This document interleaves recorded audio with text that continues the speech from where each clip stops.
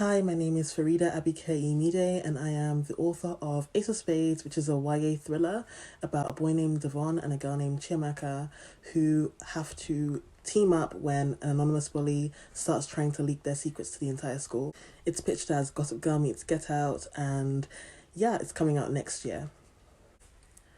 I think RSE Day is very important as it provides us with the tools to spot an unhealthy relationship and also shows us what a healthy relationship should look like. I really think it's important that people know what is toxic and what isn't, and I think books can do that for people as well. Like, for example, in my book, I show specifically with the character Chiamaka what a bad relationship can look like and what a good relationship can look like, whether that is friendship or romantic relationships.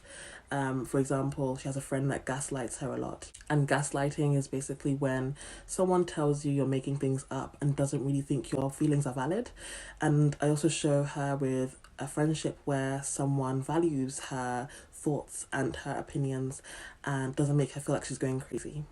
And so, as I said, I think books can show this as well. And some books that I've read that I think have really, really good portrayals of unhealthy and healthy relationships.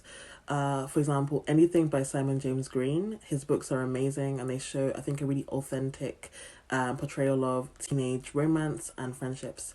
I specifically recommend his books Noah Can't Even and Noah Could Never, which follow a boy named Noah who is trying to navigate secondary school as well as puberty and just new friendships and relationships. I think it was really, really lovely and shows a really healthy relationship in YA. My next recommendation is Holly Bourne, who is obviously a really big author known for her relationship books. But I've been reading her since I was 16 and she actually got me into reading.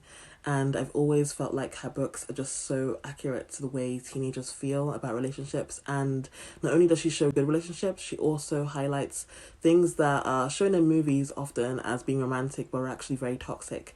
And she kind of gives the tools to spot what isn't good and what is. Specifically her recent novel, The Places I've Cried in Public. It was very, very heartbreaking but very necessary, and it is great for just helping you spot what manipulation and gaslighting looks like. The next author is Alice Osmond, and I really recommend her Heartstopper series. I really love the way she shows a healthy relationship between Nick and Charlie, but also highlights what an unhealthy relationship looks like with other characters. And it's a really wonderful series. It's really nice, and just generally I recommend it because it's just such a nice portrayal of romance. And yeah, that's a graphic novel in case you aren't really into long prose novels. And my final recommendation is Deana Atta, who is an amazing poet and novelist, who wrote one of my favourite books of all time, The Black Flamingo, which is about a boy named Michael who is trying to discover who he really is through his racial identity as well as his sexuality. And we see him come into himself fully at university through drag. And it's just such a beautiful book, and it's written in verse, which is written in poetry, and I love poetry, so I just thought it was so interesting. And yeah, since he's trying to figure himself out, he is constantly making mistakes and being messy, and we see both healthy and unhealthy relationships in the book throughout Michael's journey. And I think it's important to show we're not perfect and that we all make mistakes sometimes.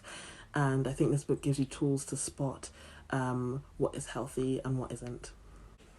And yeah, so those are my recommendations, and I hope that you check those books out. I am so proud to be supporting RSE Day. I think it is such an important day to give kids the knowledge they need to avoid unhealthy situations and unhealthy friendships and relationships.